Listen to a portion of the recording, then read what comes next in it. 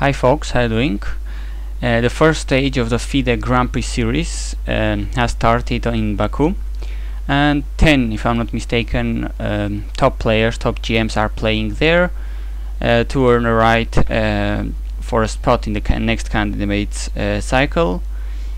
And well, in the first round we had a couple of decisive and interesting results, one of them involving which was and probably still the main favorite of this tournament to win this tournament, as he's been performing amazingly lately. I'm talking about Fabiano Caruana, who you probably know had a historical event in St. Louis in United States not too much time ago, and then later in Bilbao he had a very good tournament as well in the European Clubs Cup. So right now he has climbed to world's clear number 2nd and seems the player to beat right now, the greatest player in form right now in the world. And in the first round he was playing black, and with white pieces we had the GM from Russia, Sergei Karjakin. Let's see what happened. We had knight f3, d5, transposing into a classical queen's gambit, declined. After these moves, knight c3, bishop e7, and Karjakin plays the bishop f4 line, a very classical, well-known move. Black castles, rook to c1, knight bd7. I assume this is all old and very well-known theory. Karjakin here takes on d5, exchanges the pawns, and plays e3, playing slowly, just developing pieces. Caruana reinforces his central d5 pawn with c6, and white plays h3. I guess to have this h2 square to hide his bishop in case knight h5 is played. Something similar to what white players do sometimes in the London system, I think. But Caruana is playing with other ideas, very principled and centralizing ideas. Knight to e4, allowing the other knight to jump onto f6, improving pieces. Bishop to d3 was played, and there it goes, knight from d to f6, reinforcing the centralized e4 knight, and well, a solid position for black, I think. White castles, bishop to f5, centralizing maneuvers. And here the plan Karjakin came away with was to play knight e2, with the idea, I guess, to go with the knight to g3, join with this knight the king side, and try to chase away this bishop from f5, for instance. And it also gives Karjakin the open rook, open file, c file for the rook. And as we're gonna see, the minority attack could be an idea here later. Caruana plays knight to d7, I assume with the ideas of making it possible to play this c5 pawn break sometime. Queen to b3 is attacking a pawn on b7, and now it's not possible for black to just make a move. Just wasting time h6, because after queen takes b7 there is no typical rook b8 move just to win back the b2 pawn, because the bishop of white is controlling b8, so black has had to defend here his pawn seriously, and Caruana plays queen to b6, somehow typical in the Slav structures, or even in this, to defend this pawn, playing queen b6, as I think the queen exchange would be always in black's favor here, while black, I think he even stands better. He has the open a file for its rook, so quite a good position here for black. This doubled pawn, I don't think it's very important. But after queen b6, Karjakin didn't go for this. He plays queen to c2, putting more pressure on this light square diagonal. The bishop is kind of hanging here on f5, not protected, so safe move going back to g6, keeps protecting e4. Karjakin puts his own bishop on h2, leaving the f4 square available for the knight to jump here.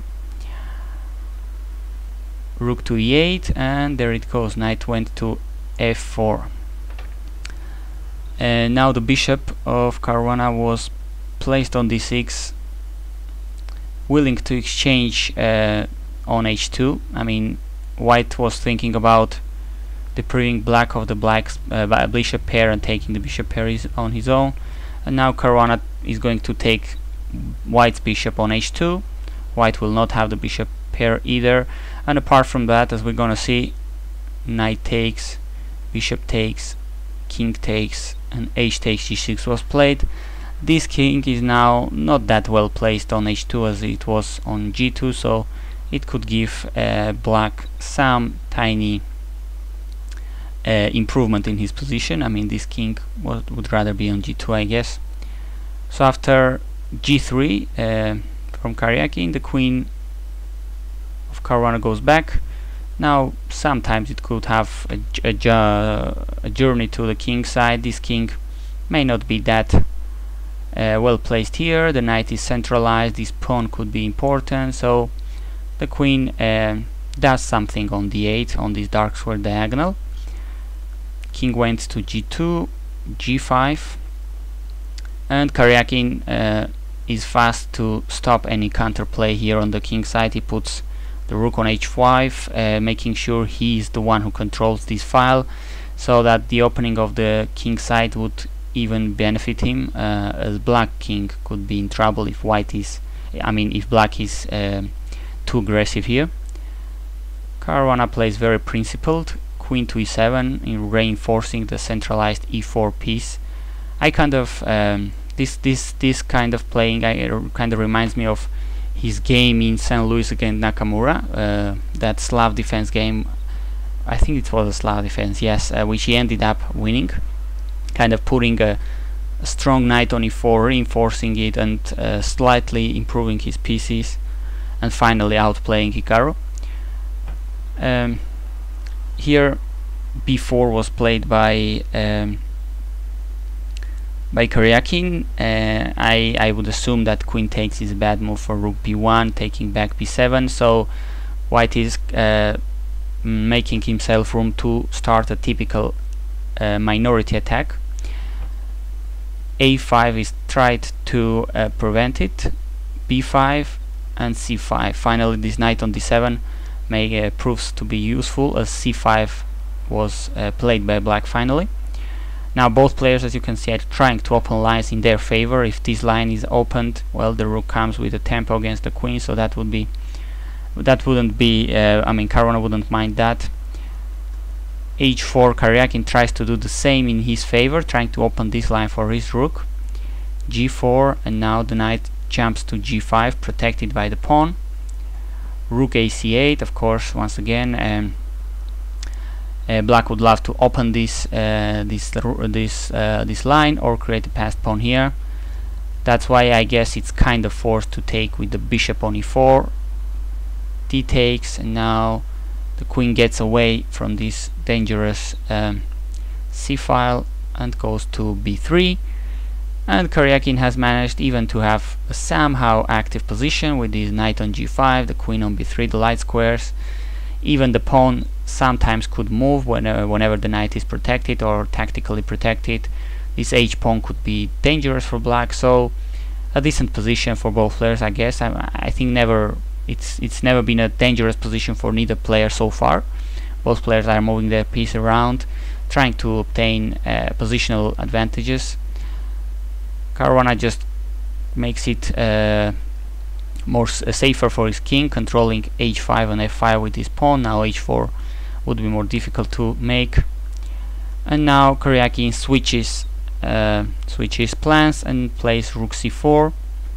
After b6, rook hc1, controlling the c file, trying to make something going on here, switching plans. But a good counter recipe here for Caruana is to go to the d file with the rook, as after d takes, knight takes, there's absolutely nothing white is doing that much on the c file. The knight is blockading the c file for white rooks, and black is even threatening to get in with this dangerous rook on the d file to d2, for instance. This knight is a monster here, attacking the queen, controlling the very nice looking d3 square. So if white wants to do something, I guess he's kind of obliged to sacrifice the exchange on c5. That was what Karjakin played. B takes, and now tactics are allowing white to take the pawn on c5, as black queen can never take the queen on the rook on c5, as checkmate into move would follow, taking on f7 and checkmating black on h7 later. Now Caruana plays rook c8, rook e5, once again playing with the checkmate threat. I mean, black is up an exchange, but in exchange for that, white took a pawn. He has this passed pawn which could be eventually protected, but with correct play this should be more or less an equal position, I think. Queen f6 was played. Of course Karjakin is not willing to exchange his rook. He goes rook d5. But after rook to from e to d8, he suddenly plays, which is in fact a horrible move, a blunder. And then in a couple of moves we're gonna see why. He makes what could seem like a very normal and natural move. You say, well, the rook is protected, I'm going to protect my passed pawn, I'm gonna play a4. But sadly for Sergei here, after rook takes, queen takes, all of a sudden rook c2, and how in this world is white going to protect f2?